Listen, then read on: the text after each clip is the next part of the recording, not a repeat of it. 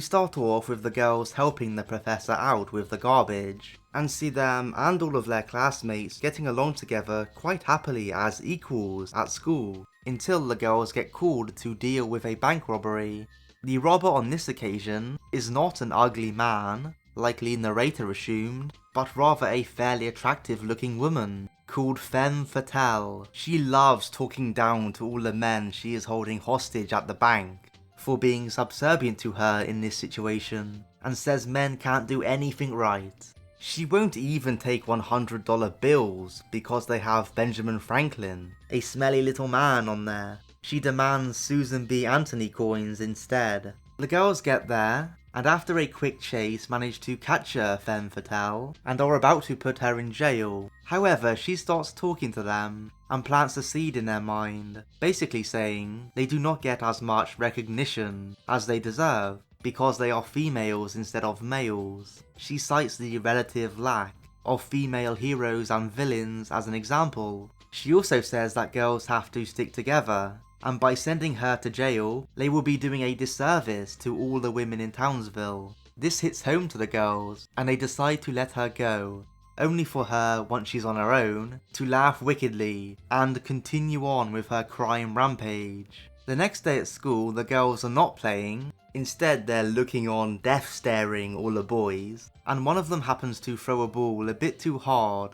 at a girl, accidentally knocking her over. So they go over and tell him off in a very threatening manner. Unsurprisingly, he and the rest of the boys are all scared of the Powerpuff Girls' new attitude, but the girls are loving it.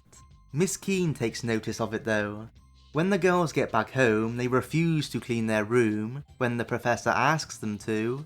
Instead, Blossom prefers to go upstairs and melt the head off one of her male dolls. When the mayor rings up asking them to save the day as usual, Blossom screams down the phone to fix things himself and stop getting women to do his dirty work. This time it's Miss Bellum who takes notice. So she and Miss Keene call the girls in for a little girl talk. They make the girls go through their actions and get them to realise that they overreacted to all these situations. The Powerpuffs still try to argue that women have it unfair in the city, so they were right to give Femme Fatale a break.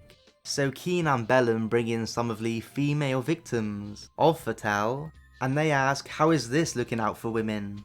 They also tell the girls a very good message. Yes, there is injustice out there, but you are meant to try and fight it, and make things fair for everyone, regardless of their gender.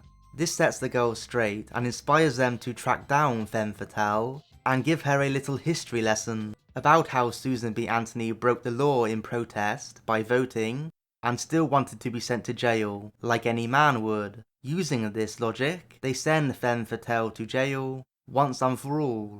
Now this was fairly on the nose satire, but it got the job done. There is a difference, or at least there should be a difference, between feminism and misandry, and it's fine to speak out if you think certain things are unfair, but ultimately everyone deserves equal rights. All you can do is work to try and achieve that, but you've got no chance at achieving it by pitting the sexes against each other, which is sadly done way too often in real life. Divide and rule is a very real thing.